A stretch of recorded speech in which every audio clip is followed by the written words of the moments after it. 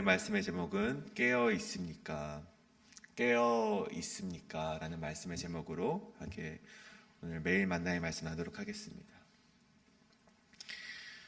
이 복음서의 말씀을 접하다 보면요, 그리스도인들에게 요구되는 두 가지가 있습니다. 그것은 바로 하나님 나라를 사모하며 살아가라는 것이고, 또 한 가지는 세상에서의 삶도 열심을 다해서 살아가라는 것입니다. 하나님 나라뿐만이 아니라 이 땅에서의 삶도 모두 그리스도인들에게 요구되는 것이란 사실이죠. 그래서 이 땅의 교회가요, 저 산기슭에 저 멀리 사람이 오지 않는 곳에 이 자리 잡은 절당과 다르게 이 삶 속에서, 이 땅 가운데 세상 속에서 다른 이들과 어울려 사는 이유 중 하나인 것입니다. 초기 기독교 당시에 이 초기 몬타누스 주의자들은요, 예수님의 재림이 곧 올 것이다, 바로 올 것이다, 우리가 하나님 나라를만을 사모하며 살아가자라는 그런 슬로건 가운데 금식을 하고 순교를 강요하고 결혼도 재혼도 허락하지 않는 도덕률을 보였다고 합니다. 세상을 등지고 하나님 나라만을 기도하며 살아갔던 것이죠. 거꾸로 그런 종말을 전혀 기대하지 아니하고 하나님 나라를 기대하지 않고 철저하게 세상 가운데만 살아가는 사람들도 우리가 손쉽게 볼 수가 있습니다. 하지만 오늘 복음서, 이 성경이 말하는 것은 그 어느 것도 치우치지 아니한 것, 하나님 나라만 집중하는 것이 아니고 또 세상에만 집중하는 것이 아니라 그 양 가운데 하나님 나라뿐만이 아니라 이 땅에서의 삶 모두를 기대하며 이 땅에 발을 딛고 살아가는 사람이 바로 그리스도인이다, 그것을 우리에게 말해주고 있다는 것입니다. 그런 그리스도인이 되기 위해서 오늘 예수님께서 우리에게 말씀하는 것이 있습니다. 무엇입니까? 바로 깨어 있으라는 것입니다. 하나님 나라가 언제 올지 모르겠지만 분명히 올 텐데 그때 미혹당하지 않기 위해서, 그때 우리가 믿음을 저버리지 않기 위해서, 또 성령님께서 해주실 말을 분별할 수 있기 위해서 우리가 깨어 있으라는 것입니다. 이것이 그리스도인이라면 응당 가져야 될 삶의 태도이고 종말의 시대를 살아가는 신앙인의 자세라는 것입니다. 그때가 언제 임할지 모르니 늘 깨어있으라. 여기서 깨어있다는 것이 무엇인지, 또 무엇에 깨어있어야 되는지 우리가 알아야겠죠. 오늘 깨어있으라는 말씀이요, 33절과 35절과 37절에 나옵니다. 근데 여기 깨어있으라는 이 단어가 헬라어로 두 가지 단어가 사용이 되었습니다. 이 33절에는요, 헬라어 아그리프네이테라는 단어로서 깨어있으라는 단어가 사용되었고요.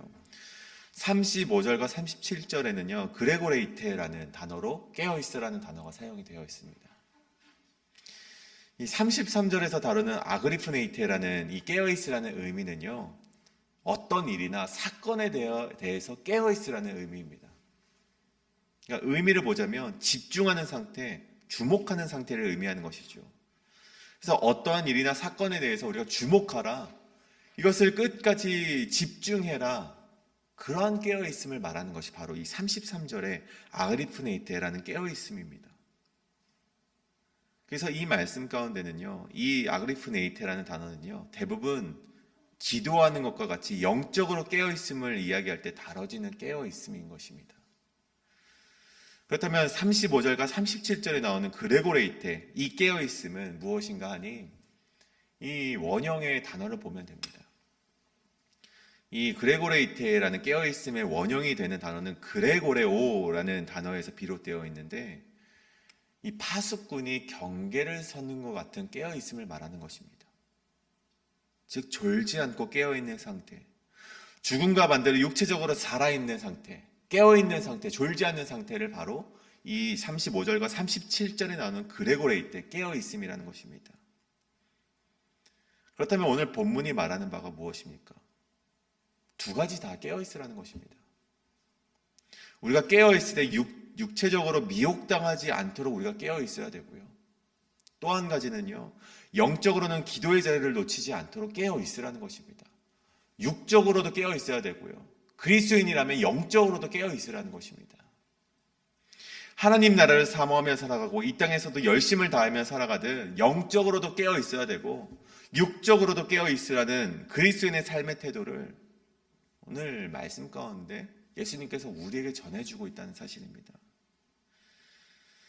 그렇다면 오늘 우리가 함께 나누길 원하는 것은 우리가 육체적으로 깨어 있어야 되는 것은 무엇이고 그리고 영적으로 깨어 있어야 될 것은 무엇인지 오늘 말씀을 통해서 알아가고자 합니다. 예수님께서 말씀하셨던 이 깨어있는 자세를 통해서 이 땅에서 종말론적인 신앙인으로서 살아갈 수 있는 모든 성도님 되시길 간절히 축복합니다. 그렇다면 오늘 첫 번째로 우리가 깨어있어야 될 것이 무엇인가? 가장 첫 번째로는 영적으로 깨어있으라는 것입니다. 33절과 34절의 말씀입니다. 주의하라, 깨어있으라. 그때가 언제인지 알지 못함이라. 가령 사람이 집을 떠나 타국으로 갈 때에 그 종들에게 권한을 주어 각각 사물을 맡기며 문지기에게 깨어있으라 명함과 같으니. 오늘 말씀에서 깨어있으라고 예수님께서 말씀하시면서 한 가지 예시를 드십니다. 주인이 타국으로 떠나 있을 때 종들에게 권한을 주고 직무를 맡긴다는 예시이죠. 잠시 맡겼다가 주인이 다시 올 때까지 그때까지 맡겨둔 사명이라는 사실을 예수님께서 꼭 찝으신 것입니다. 잠시 맡겨둔 사명과 직무라는 것이죠. 이것은 예를 들어서요, 우리가 사업을 하다가 은퇴를 하고 다른 사람에게 물려준 사명, 물려준 직무가 아니라는 것입니다. 주인이여 종에게 잠시 맡겨둔 일이라는 것이죠. 미국에서는요, 이 애플 제품을요, 굉장히 많이 사용을 합니다. 한국에서는 이 갤럭시와 애플 제품, 삼성 제품이라는 많이 사용하는데, 미국에서는 유독 미국 자사 기업이기 때문에 애플 제품을 많이 사용하는 것 같습니다. 근데 이 애플의 창시자이자 혁신의 아이콘이라고 불렸던 자가 있습니다. 바로 스티브 잡스라는 사람이지요. 근데 이 스티브 잡스는요, 핸드폰에 구멍을 내는 것을 굉장히 싫어했습니다. 그리고요, 이 버튼이 많은 것을 굉장히 싫어했다고 합니다.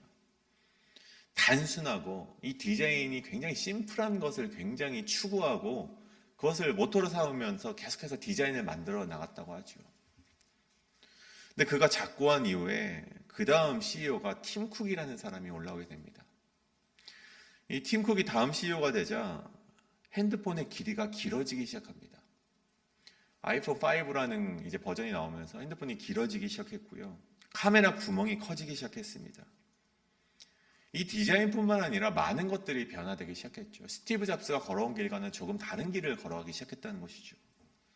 근데 사람들이 말합니다. 야, 너 스티브 잡스가 보면 굉장히 화를 낼 것이다. 스티브 잡스가 추구했던 것은 그러한 것이 아니야.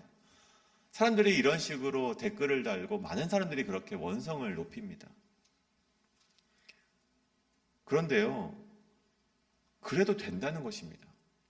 디자인이 바뀌고 구멍이 커지고 버튼이 많아져도 되는 것입니다. 왜냐면요, 스티브 잡스가 팀 쿡에게 사업을 잠시 맡겨둔 것이 아니라 이제 완전히 넘어간 사업이기 때문입니다.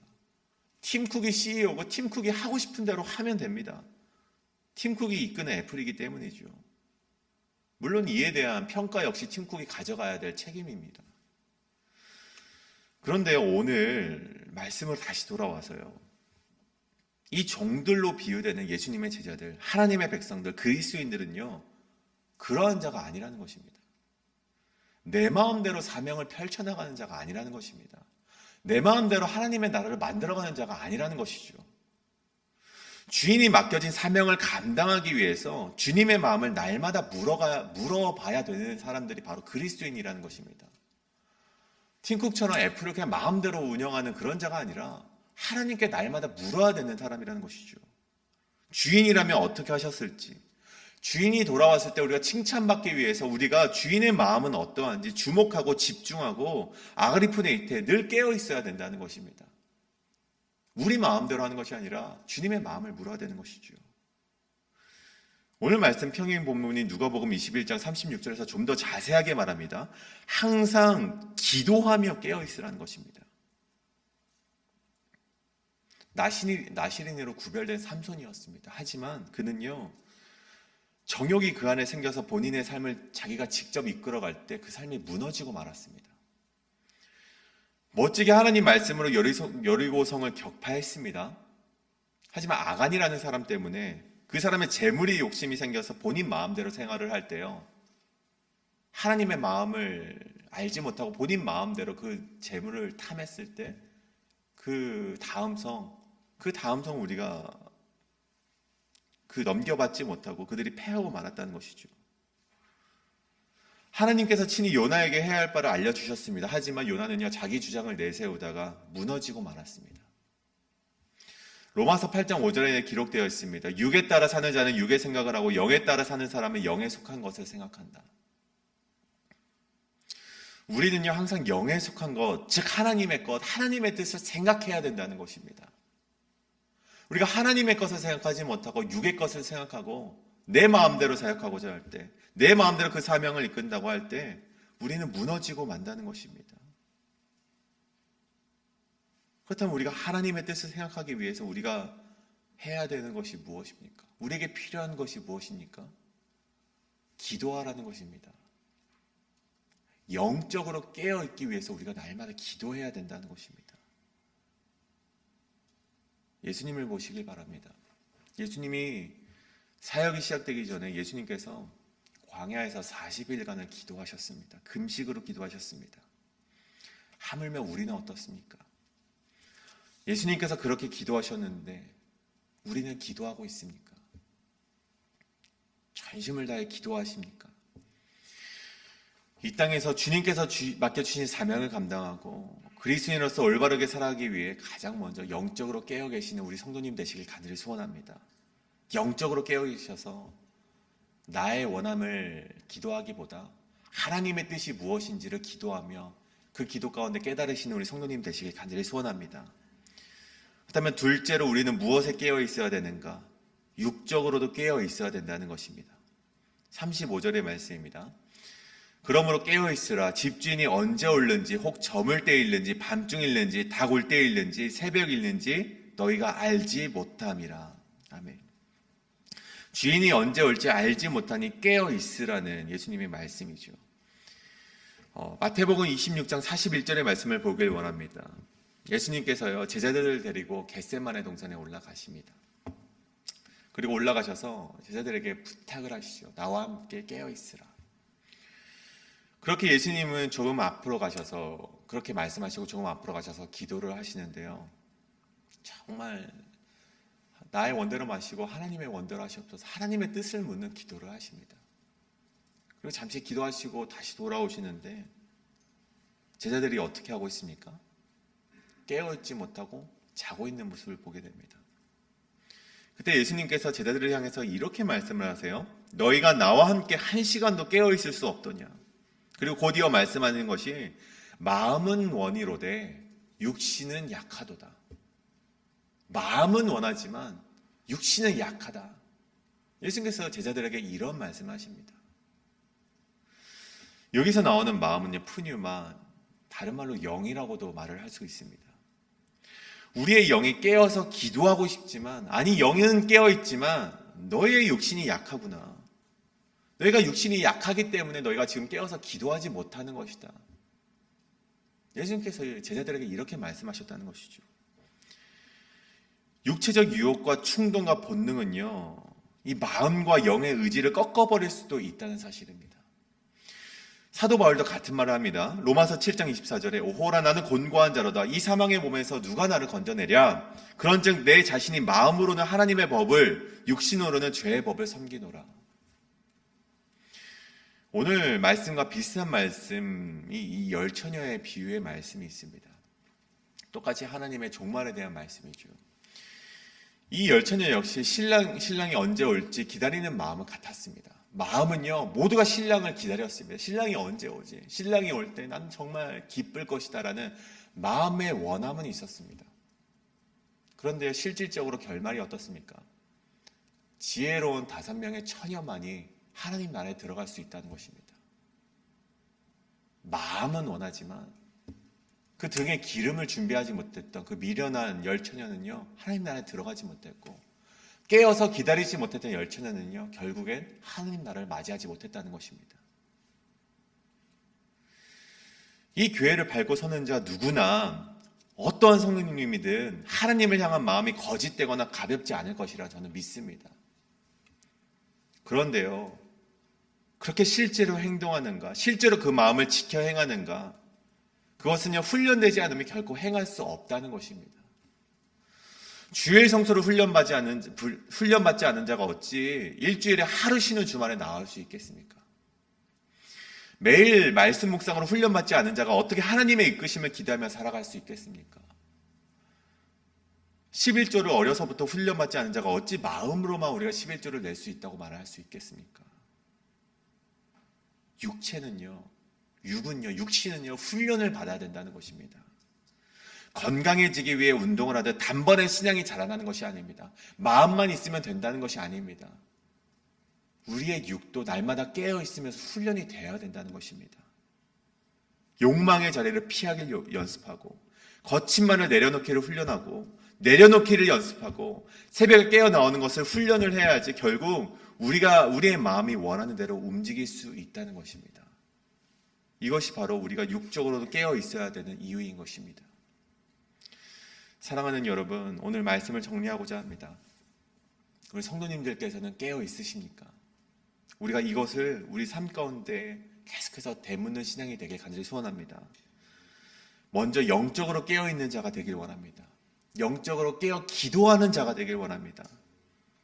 우리에게 주어진 사명과 이 땅을 살아갈 수 있는 힘은요, 오직 영적으로 깨어서 기도하는 방법밖에 없음을 우리가 기억하시길 간절히 소원합니다. 또 육적으로도 깨어 있으시길 원합니다. 우리가 영적으로 깨어 있다면 육적으로도 깨어 계시는 우리 성도님 되시길 간절히 소원합니다. 안 되면 연습하시고, 훈련하시고, 내려놓기를 연습하시고, 욕망의 자리를 피하기를 연습하시고, 그런 신앙의 길을 걸어가기 위해서 부단히 노력하시고 훈련 받으시는 우리 성도님 되시길 간절히 소원합니다. 마음으로만요 되지 않습니다.